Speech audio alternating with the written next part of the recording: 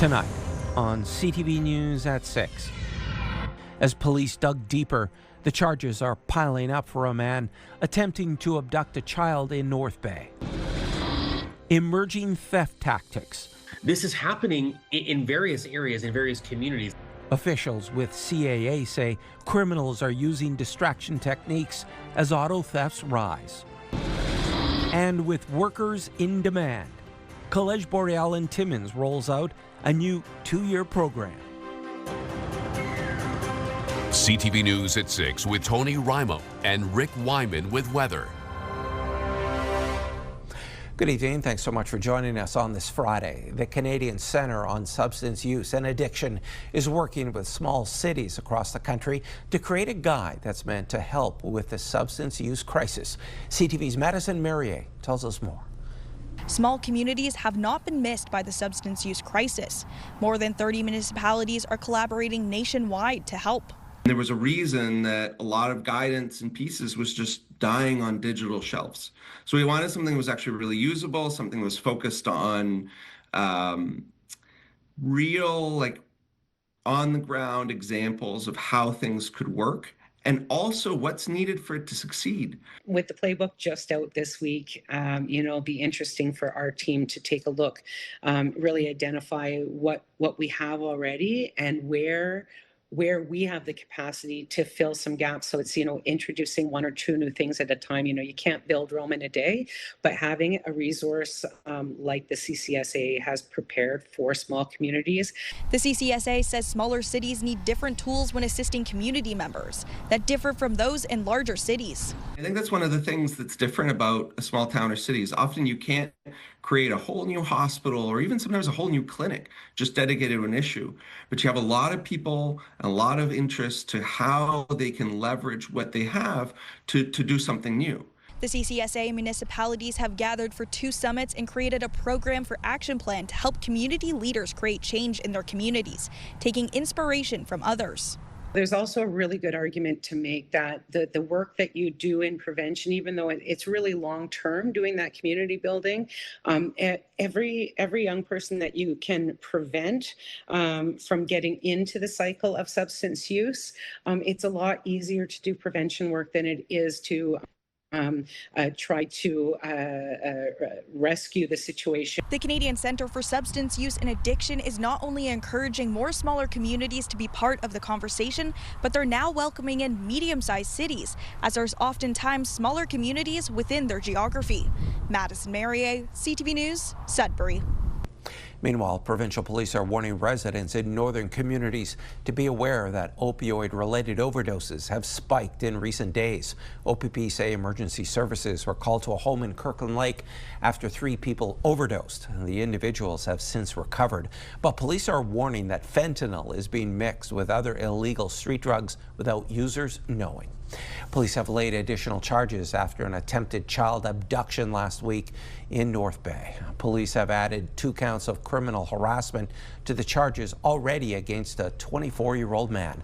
The new charges stem from separate incidents between May 19th and May 21st, where 2 other young people were followed to and from school. The man was arrested last week after an attempted abduction of a child in the area of Marshall Park and LaBreche Drive.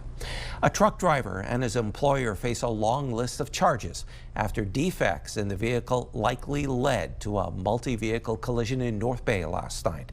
OPP say the crash happened at the Highway 11 and Airport Road intersection just after 6 p.m. The investigation found the commercial vehicle failed to stop at a red light, collided with a passenger vehicle, then continued striking other vehicles. The vehicle was inspected by the MTO that found multiple critical defects. There was increased police presence in a Timmins neighborhood after a collision earlier today. Police say they're investigating a hit and run that happened in the area of Maple Street North between Algonquin Boulevard and 5th Avenue. That section had been closed for the police investigation but reopened around 4:30. No other details have been released. Auto theft is a profit-driven criminal operation in Canada. Now, CAA is warning drivers of emerging auto theft tactics used to capture or amplify key fob signals. CTV's Lindsay Alick tells us more. We've seen it before, where thieves use technology to amplify key fob signals to steal a car out of someone's driveway. Now, according to officials with CAA, criminals are using distraction tactics. For example, you've parked your car on the street, you're going to visit a friend, and somebody pulls up beside you and says they need directions, they're not sure of the community and where they need to go. And in that time, you get close to the individual, they could have the tools they need concealed to try and grab that radio frequency information from your key fob. And that's why we talk extensively about having your key fob protected, putting it inside of a Faraday pouch, because that will block the signal. Other ways drivers can protect themselves include parking in well-lit, high-traffic areas. Keep key fobs on your person. Avoid leaving them in carts, purses, or exposed areas. Consider visible anti-theft devices like steering wheel locks or two-factor authentication. Lock your vehicle immediately after exiting and confirm it is secure. This is happening in various areas, in various communities. It's not immune to any particular area, because as long as the thieves have the tools, they can do it pretty much anywhere. Greater Sudbury Police confirmed that they have not seen this type of tactic used. However, officials say thus far in 2026, there have been 34 theft of motor vehicles, and the majority of incidents have been as a result of people leaving their keys in their vehicle or someone they know taking their vehicle without permission / not returning it when agreed upon. CAA emphasizes that as auto theft tactics continue to evolve, awareness and vigilance are essential to reduce risk. Lindsay Alick, CTV News, Sudbury. A new civil and mining technician program is coming to Timmins. It's aimed at helping meet the growing demand for skilled workers in Northern Ontario's mining and construction sectors. CTV's Lydia Chubak reports. More than 3,700 mining-related jobs will be needed in the Timmins region by 2029. That's according to Collège Boreal officials, who today officially launched its construction engineering technician civil and mining program at the Timmins campus. The two-year diploma program will prepare students for entry-level positions in mining, construction, and surveying. So with the development that we've been seeing, obviously, in the region, the mining development, infrastructure development, it's a program that we know is in need and will be a need for future years to make sure that we have a qualified workforce. Local MP Gaetan Millette says education and training programs like this are critical for the future of Northern Ontario. If we don't educate the next generation coming in, like I've said often, this is one of my big priorities, education. No education, no future of Canada. Gilles Paradis says he graduated from the same program at Collège Boreal's Sudbury campus, and it helped launch his mining career. And over the last 8 years, I've been able and fortunate enough to move up in our engineering department. Now I'm superintendent of our technical services and looking after quite a few people. Paradis says Timmins is the perfect place to expand the program because the mining industry continues to grow. If you talk to every employer around town, they're all looking for technical people for doing surveying, design work, all that kind of stuff. That's exactly what you get out of this program directly. Timmins councillor Steve Black, who works for Dumas Contracting, says the labor shortage remains one of the industry's biggest challenges. There's a multi-thousand gap in the shortage of skilled trades and underground mine workers, and we've known this has been coming for a number of years now. It's just the industry hasn't adapted quick enough to ensure that we were ready to fill that need, and we're in the cusp of it now. The program will be offered in French, with training to ensure students can work in both French and English environments. Lydia Chubak, CTV News, Timmins. Now let's talk about the weather. More sunshine and above seasonal temperatures today. To tell us more, here's CTV's Rick Wyman. What it's all about, Tony. Nice weekend shaping up, and of course, an even better week. Some warmer temperatures Wednesday and Thursday. I'm sure you'll appreciate that. Our systems map, courtesy of Environment Canada. Not much going on in terms of low pressure systems because it's all about high pressure systems right now. So we'll check out some of the current details in just a couple of minutes. Our 7-day forecast and a lot more. Of course, we talk about the low pressure systems. That means rain, high pressure, loads of sunshine, some nice sunny weather, and some warmer temperatures. We're back with the currents in just a few, Tony. Thanks, Rick. A new tribute in the town of Espanola will provide a daily reminder of the sacrifices made by Canadian veterans. Officials unveiled this commemorative crosswalk yesterday outside the Royal Canadian Legion at the corner of Oscar and Annette Streets. The town says the crimson and white design is a permanent nod of gratitude to all those who have served. It's a multi-million-dollar project. Still to come on CTV News at 6. We head to Sault Ste. Marie and learn more about PUC Transmission's new line and station. But first, check out our new tower cam at CTV Sudbury. It has just been reinstalled and is now operational. And this is a live look at a pond on the property. It's 19 degrees. We are back in a few minutes. When you see it happen, send it to CTV News. Text 10400 from your screen to ours. Text 10400. PUC Transmission in Sault Ste. Marie is making improvements to its infrastructure. It's constructing a transmission line and a transmission station. To tell us more, Katie Elliott, Director of Enterprise Strategy at PUC Transmission, now joins us from the Soo. Hi there, Katie. Hi, Tony. Nice to be with you. Okay, tell our viewers about this high-pressure electrical line. Where is construction taking place in the city, and where does it end? Sure. So PUC Transmission is developing new transmission infrastructure, so a new 10-kilometer line that will connect to a new transmission station in the West End. So the line starts at the Third Line Hydro One transmission station on Third Line. It goes all the way across and it comes back down south towards Algoma Steel at the new Tagona West transmission station. Okay. And so construction will be taking place along the route, along the line, as well as at the station itself. So when does construction start? Is that this spring? Construction is kicking off in full swing this spring. Through a competitive procurement process, we have hired S&T Electrical to do both the line and station work. And so that will really be ramping up in June of this year. And you mentioned construction is going to get underway. When is it going to be done? So we anticipate that all construction will be done and the line will be energized in January of 2028. So we are on target, on schedule to hit that date.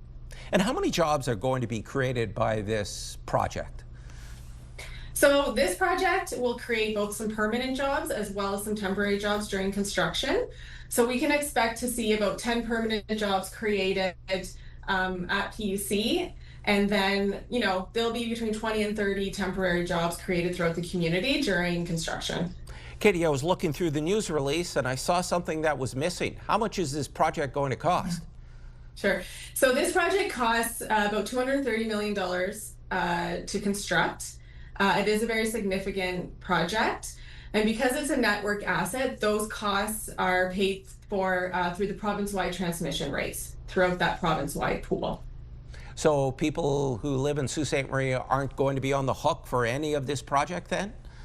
No, because it's in the larger province-wide pool, PUC distribution customers within Sault Ste. Marie will not see any impact to their bills. Okay, and why is PUC Services, transmission doing this? To meet demand, industrial demand? You mentioned about the line going to near Algoma Steel there. Absolutely. So this line really is transformational for the community for a couple of different reasons. One of which is, of course, Algoma Steel. They are ramping up their EAF, the work that they're doing there. And so that will require about 300 megawatts of power. And to put it into perspective, the city of Sault Ste. Marie peaks at about 120. So it's a very significant load. And so we do require additional capacity, additional power to come through the community. And so this line, this infrastructure right now is designed for up to about 400 megawatts. So in addition to the load at Algoma Steel, there will be a load for additional economic development in the community in the West End, which is really critical for the future of Sault Ste. Marie. And that leads me to my next question. Does this upgrade have anything to do with the recent power outages, residents there have been experiencing? No, this new line will increase reliability in the community, absolutely, but that is a separate issue. Okay, and that's going to be taken care of, I guess? Yes. Okay, good to know. Katie, really appreciate your time. Thanks again. Thank you so much. Katie Elliott was our guest this evening, and to learn more about that transmission project, head to the website puc.ca. The best and brightest in the business community were in the spotlight in Sudbury last night.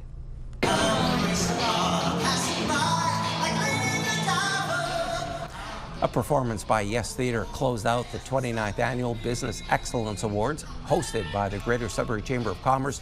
8 awards were handed out, celebrating everything from innovation and best places to work to the top business of the year and a Lifetime Achievement Award. New this year was the Indigenous Partnership Award. The Chamber says the gala serves as a reminder of the vital role local businesses play in moving the community forward. Businesses in our community work very hard. They work employing people and putting food on the table of many of the people in this community. So it's really important to take the time to celebrate that and to give them the time to talk about themselves and celebrate each other. I'm kind of speechless to be a part of the community, to start something from the ground up. It truly means a lot. We're very humbled, but we're also very excited. This is something that we strive for every single day, not for an award, but this is the goals that we look to achieve every single day at our business, to take care of our guests and our family and our friends. And the Chamber estimates about 450 people were in attendance last night. And the next mayor of North Bay could be in line for a big pay increase. A motion headed to City Council on Tuesday calls for increasing the mayor's pay to $115,000, a jump of more than $30,000 compared to what the mayor currently makes. The motion argues that the current salary for the position is low compared to cities of similar size. By comparison, Sudbury's mayor makes $145,000, Timmins' mayor $102,000, while the mayor of Sault Ste. Marie makes a little over $86,000. If approved, the change would take effect January 1st next year. And the city of North Bay is launching a summer pilot project that's meant to get students out and about in the community through free city bus rides. CTV's Eric Tashner tells us more about Bay Go. Can I get my Bay-Go pass? Brianna Fox is the first youth to get a Bay-Go bus pass. With a busy summer ahead. Probably gonna see some of my friends and probably do some work. Can't take her all the time where she wants to go, so this way she'll be able to get to and from places that she wants to go to. For free bus rides this summer, youth between the ages of 12 and 17 can pick up a Bay-Go card by visiting the North Bay Transit office. I think this is a good incentive program. This is awesome. While the idea had been on the radar for a few years, the city says the initiative really started to take shape after a few school boards learned that many students were having issues getting transportation to and from school. So that was a very quick conversation with transit here to be able to make that happen, providing 10-pack passes and bus passes for students. From there, the idea of free summer rides was born. Following in the footsteps of a similar initiative in Kingston, the program is delivered in partnership with Canadore College and Planet Youth Nipissing. There was some excellent feedback from youth and from their caregivers that was showing that the access to all of the things that they wanted to be getting to in the city was improved. When signing up, young riders show ID confirming their age and have their photo taken at the terminal. The pass can be used starting next Monday until September 7th.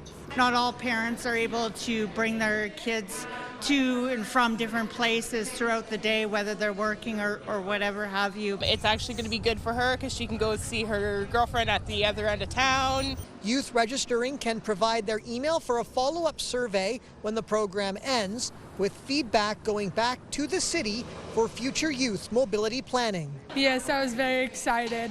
Eric Tashner, CTV News, North Bay. Back now for a check on your current conditions. Once again, here's Rick. Tony, I don't know if you're into barbecuing when you get home, 7:30, 8 o'clock. It might be a good night, a great night for a barbecue across Northeastern Ontario. Let's check out some of our conditions right now. We've got 11 in Moosonee, 13 in Cochrane, 16 in Timmins, all glorious sunshine, 15 in Cap as well for this evening. 21, how about Chapleau? 25 in Wawa, 18 in Sault Ste. Marie as well. And the sunny skies continue, 16 in Parry Sound right now. Also, North Bay 16, Temiskaming Shores 15, mainly sunny in the KL. Kirkland Lake 13 degrees there. Greater Sudbury 21. Nice night. 24 in Espanola, 23 in Elliott Lake, and Gore Bay 23. Does it get any better than this, Tony, in terms of temperatures and conditions? I'll explain more because we've got the 7-day forecast coming up next. Thanks so much for that, Rick. It's the first to happen in a decade. Next on CTV News at 6, China's foreign minister is in Canada. Are we looking to export more goods to that country? And he pleads guilty to abetting suicides in Ontario to avoid prosecution for deaths. China's foreign affairs minister is in Ottawa today, beginning a 3-day visit that includes meetings with Prime Minister Carney and Foreign Affairs Minister Anita Anand. It's the first visit of its kind in a decade and has already sparked protests on Parliament Hill. CTV's Abigail Beeman reports. China's foreign minister welcomed by the Prime Minister as well as his Canadian counterpart Anita Anand. Wang Yi spoke of record-high engagement with Anand and a relationship between the two nations that has turned around, now growing and improving with major economic and trade concerns, as he says, properly addressed. We are committed to growing this relationship responsibly with a goal of increasing exports to China by 50% by 2030, while safeguarding Canada's economic and national security interests and values. There would need to be some clarity about what are those guardrails, what kind of investment from China is welcome in what sectors, and where we would actually continue to hold the red line. The opposition leader asked if he believed Mark Carney would raise issues of human rights abuses. Of course not. He won't do anything to make Beijing unhappy. A former Canadian diplomat in Beijing who has met Wang Yi more than once over the decades believes human rights will be discussed and that China is likely to raise Taiwan. We do have to reflect our values in these discussions. And from my experience, particularly behind closed doors, it's possible, necessary in my view, to speak frankly to Chinese leaders about our own concerns. And I guarantee you they will speak frankly about theirs. The Prime Minister heads back to China for the second time later this year for the APEC summit, while this visit by the foreign minister could set the stage for a visit to Canada by China's President Xi. China watchers say to look towards the end of this year when the president already has plans to visit the United States. Abigail Beeman, CTV News, Ottawa. Prime Minister Mark Carney announced the creation of a new fund for mental health in honor of Mary Simon, Canada's outgoing Governor General. This project will provide the communities you visited, and you visited many, and more, there are even more, with the vital mental health care that they deserve. Life-saving support. It will provide supports like counseling and other types of mental health care to Canada's northern and Indigenous communities. Prime Minister, thank you for this very generous gift, which makes it possible to launch a project close to my heart. The federal government is commemorating Mary Simon's service to Canada with an initial $5 million investment to help establish the project. The Ontario man at the center of an international murder investigation pleaded guilty to 14 charges of aiding and abetting suicide today. As a result, murder charges against Kenneth Law were withdrawn by the Crown. CTV's John Woodward has been following the case. Yeah, today is heavy, for sure. Heavy for Kim Prosser, the mother of Ashton Prosser Blake, who was headed to university in Toronto before he died by suicide at 19 years old. I carry forward his legacy in my heart and my soul. Prosser, among dozens of families coming to Newmarket Courthouse to hear the guilty plea of Kenneth Law, who arrived in an OPP transport truck as media from around the world watched.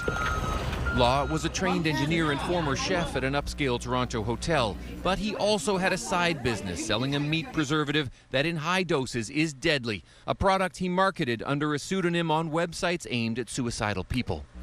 CTV News has tracked 150 deaths around the world tied to those products, the youngest just 16 years old.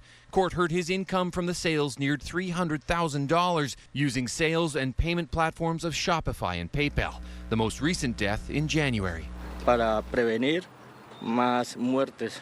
The father of an 18-year-old who died, Yesenia Bedoya Lopez, said he hopes the judge sends a message to stop anyone considering selling the product. Thanks to his guilty pleas, Law avoids a murder conviction and won't do life in prison.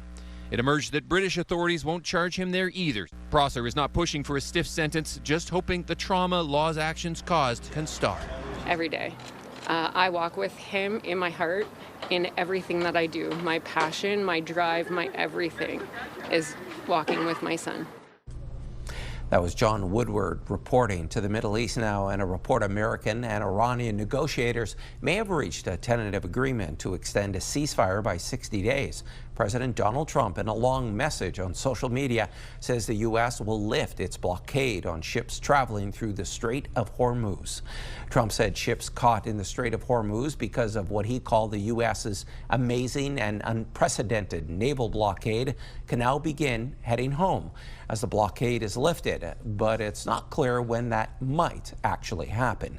Trump signaled today that he's still not ready to sign off on a deal to end the conflict with Iran, even after a tentative agreement was reached to reopen the Strait of Hormuz. Trump also said he'll meet with advisors in the White House Situation Room before making a final decision.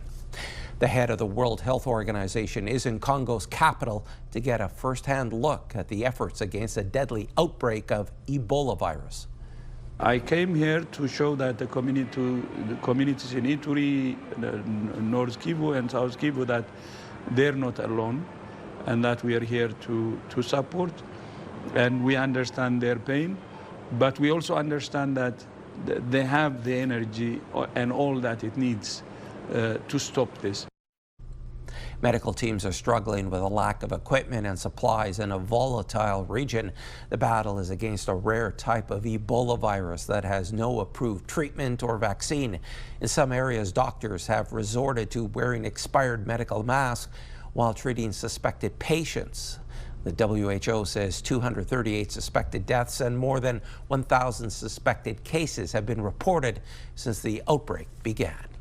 A Blue Origin rocket exploded during a test at a launch pad in Florida.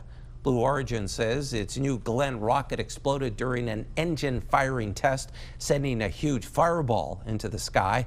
This all happened ahead of a satellite launch planned for next week. Officials say no one was hurt in the incident. Blue Origin owner Jeff Bezos says it's too early to know the cause of the explosion. And there's more news still ahead, but first, here's your full weather forecast with Rick.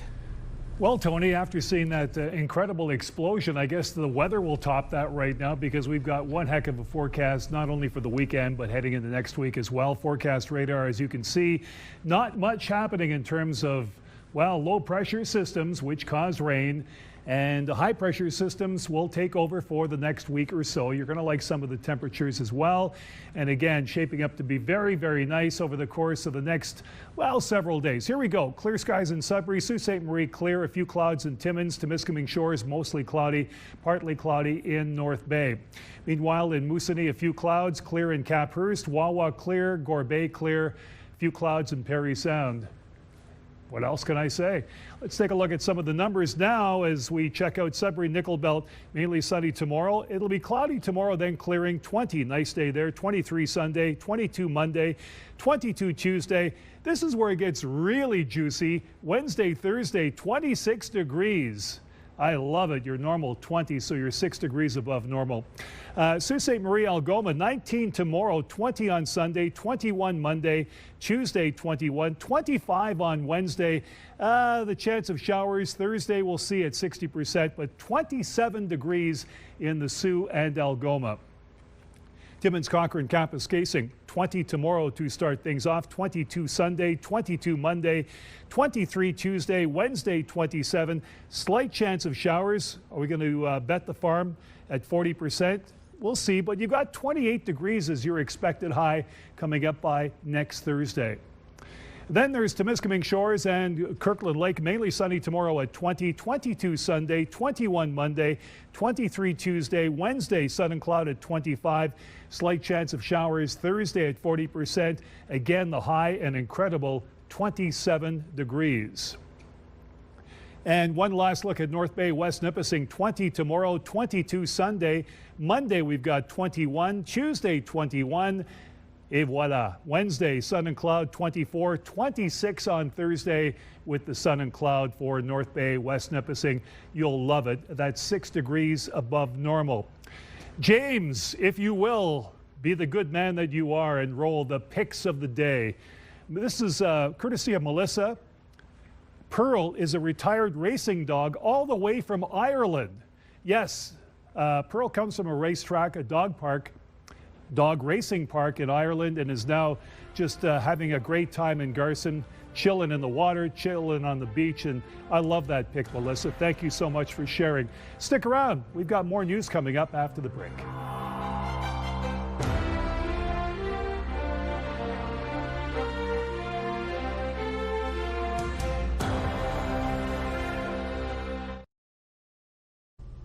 Family, friends, and colleagues of a boating victim gathered at the Valet Living with a Lake Center in Sudbury today to plant a memorial tree in her honor. Sylvia Donato was struck and killed by a boat last August while she was swimming in Lake Nepewan. Her family members want her to be remembered for her compassion, outdoor enthusiasm, and her life as a dedicated teacher who impacted many students. Those who attended the event wore shirts with Donato's face on them. The tree is a serviceberry, a pollinator that was planted next to a bee hotel, honoring Donato's determination, which was often compared to a worker bee. You look at the crowd of people here where like some people that knew her very well chose this location with the pollinators. The fact that this group of people saw fit to have a spot for her at such a fantastic facility, it speaks for itself. I have spoken to a lot of students who were taught by her at Laurentian, and it was always, they held her in a sort of reverence. Even at that young age, they realized that they had experienced something very, very special. And her husband says Sylvia would be pleased with the service, but added she sent the wind to test their capabilities in planting the tree. An Ottawa mother is sharing her story after she and her 2 teenagers and adult son found themselves living in a tent in the woods. It highlights what advocates call hidden homelessness. CTV's Caitlin Wilson explains. Piece by piece, Amy Ayers is taking down the place her family has briefly called home. For the past few weeks, she's been living in this tent with her 3 kids, their dog and cat, tucked inside a forest in a conservation area owned by the City of Ottawa, but now a way out. We have a friend who had reached out, and we're staying there for now, and they're going to help us to get to where we need to be. She says the hardest part has been trying to keep her family together while running out of places that would take all of them, including their pets. They either didn't have anywhere that would accommodate us all as a whole, or there was no room. She says it wasn't just one thing that led them here. After the pandemic, Ayers left her job as a personal support worker for mental health reasons and now relies on social assistance. She says her oldest son works a full-time fast food job, but even with their combined income, it's still not enough to afford rent. Everything became like a snowball, and your Ontario works, you're kind of like labeled, so you're kind of like skipped over or told, oh, I'm sorry, you know, and they move on to the next. Her story comes as the city shelter system remains under pressure and the number of households waiting for subsidized housing continues to grow, reaching more than 16,000 at the end of last year, the average wait between 5 and 8 years. You have families with children as the biggest group of people in our shelter system. We can absolutely be doing more than we are, and that's not on the city only. That is a national issue, that is a provincial issue, and we need those levels of government to step up. And for Ayers, the first step to getting back on her feet is to find a permanent place of her own to call home. This isn't where I want to be. I didn't ask to be here. But like I said, it could happen to anybody. Caitlin Wilson, CTV News. The wait is almost over. Still ahead on CTV News at 6. We'll know very soon who will have made the Canadian men's soccer team as they prepare for the World Cup.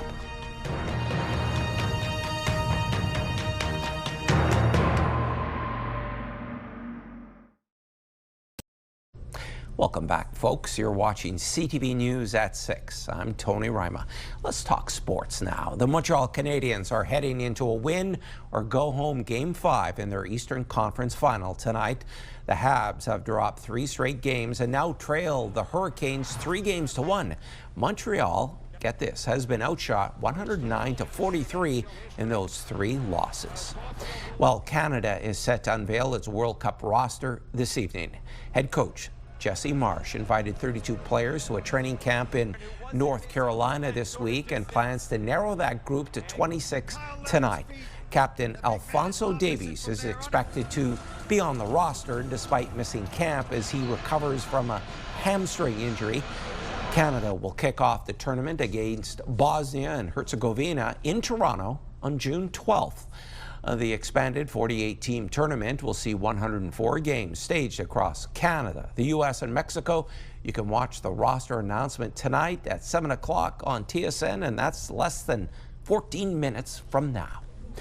Ulnar collateral ligament injuries are a common issue among baseball pitchers, but researchers at the University of Waterloo have been working with a Major League Baseball team to try to find solutions. And as CTV's Colton Weens reports, they've discovered a way to pitch that may reduce stress on their elbows.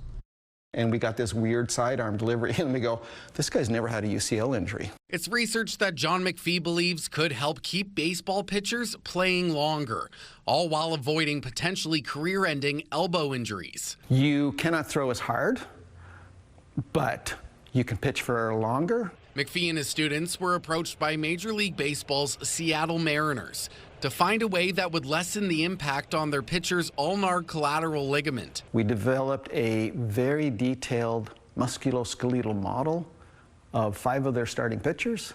And then once we had this very high fidelity model, we could do some what-if simulations. A UCL injury leads to what's commonly known as Tommy John surgery, which often can end a pitcher's career. If you do tear your UCL, which happens to 25% of all pitchers in American high schools, not to mention Major League Baseball, they need a year to a year and a half for rehab, and often they never pitch again at the same levels they used to. McPhee says they found throwing sidearm like Toronto Blue Jays pitcher Tyler Rogers can minimize the load on a pitcher's UCL. What we got was this sidearm delivery that you see on the screen here that Tyler Rogers has used to, great advantage over his career, which has been a long career, no UCL injuries. McPhee says the Mariners are now using the model. What they are doing with it, we of course don't know.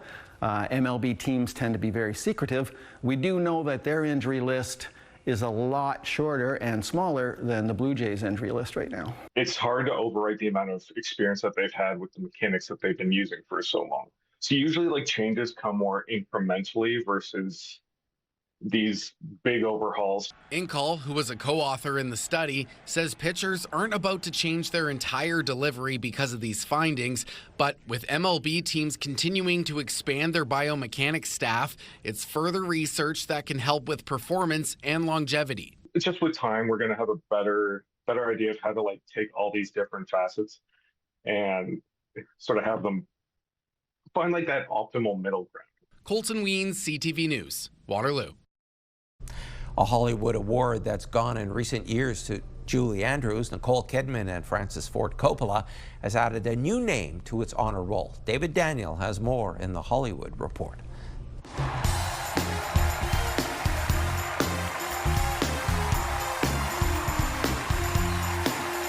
Eddie Murphy is the American Film Institute's latest Life Achievement Award honoree. The star-studded celebration was recorded last month. Beforehand, Murphy called it a wonderful honor. Thousands of people have Oscars, but only a few people have this award, you know, and this is recognizing your whole body of work, and it's just a great thing. You know, this says you've been doing it for a while, and you're not stinky.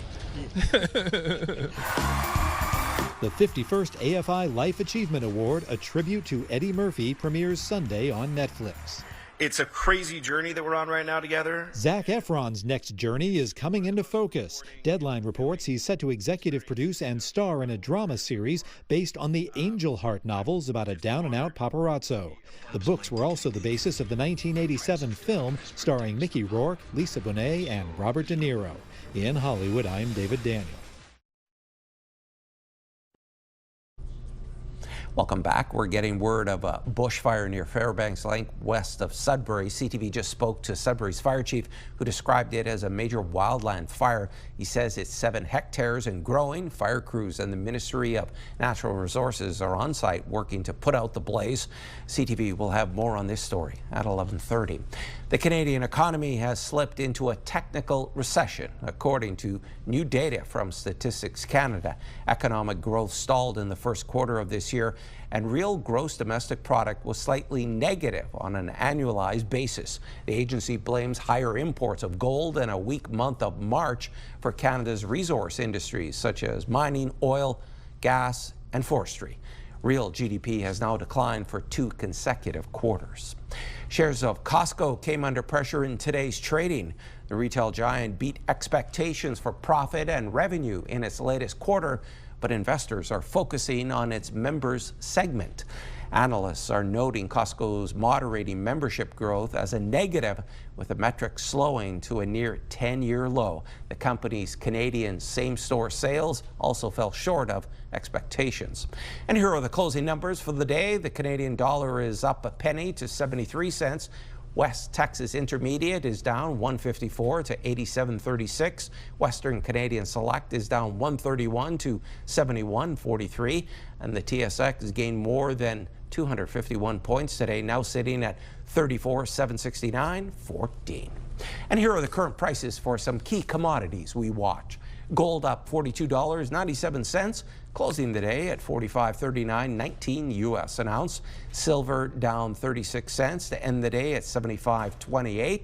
Copper fell a penny to $6.18, and nickel up 4 cents, ending the day at $8.54 US a pound. And Rick is back now for one last look at your Saturday weather. Looking great, Tony. Clearing trend in Greater Sudbury after some cloud cover overnight with a high of 20. Timmins 20 as well. Lots of sunshine. Sault Ste. Marie 19 for tomorrow. And again, moving on over to North Bay, another 20-degree day in North Bay. Sunshine there. Parry Sound 22 with the sunshine. Mainly sunny in Temiskaming Shores. Haven't said anything about the Canadians yet, but don't stop believing. We'll see what happens in Raleigh, North Carolina this evening against the Hurricanes. You never know, Tony. Yeah, I'm not giving up hope yet. Thanks, Rick. And finally, if you've ever wanted to own a pirate ship, now is your chance. An Ottawa company which owns 4 ships is looking for a buyer. CTV's Peter Sperling has the details. Welcome aboard the Grey Ghost, matey, the finest ship to ever sail any of the 7 seas, or at least Mooney's Bay. Owen McGowan loves his job, also known as... My pirate name is Big Muscle Russell. It's not because of me muscles, it's actually because of me pet mussel Camilla, who be particularly large. He's part of the crew hitting the high seas of Mooney's Bay on a pirate ship, entertaining visitors. It's indescribably cool. It's adventure. It's truly, in its purest form, just fun. In search of tourists' gold, it's an anchor attraction here. Fun for families and children by day, escape games for adults in evenings, and now a chance to own it. Pirate Life, a tourism business here in Ottawa and in Toronto and Hamilton, is for sale. This ship can be yours. We're a local attraction with almost 20 years of history in Ottawa, 10 years of history in Toronto. So much so that we've had young people who came on the boat when they were 4, 5, or 6 years old now apply and work with us during the summertime. Owner Matt Slayman says he's planning on moving to Europe with his wife and is looking for a buyer. And it's such a beautiful business. I mean, this I think is great for someone who wants to work outdoors during the summertime. They want to be down here on the docks, living their best life from May to October. For sale, the business. 4 40-foot pirate ships in multiple locations, along with waterfront leases, licenses, and permits. I think it's a great tourism experience. Sounds like a fun time, and I'm sure they'll have a lot of interest. Oh, if I was ever in the market for one, I'd surely get it there. Maybe not this time. I got my small one for now. Slayman says programs are running all summer. And in the event we don't find a buyer, I'll still be captain of these ships and we'll still be cruising. With Big Muscle Russell looking forward to another season. What we have here is really special. Peter Sperling, CTV News. And folks, thanks for watching CTV News at 6. I'm Tony Ryma. More news comes your way at 11:30 with Amanda Hicks. Good night. Have a good weekend.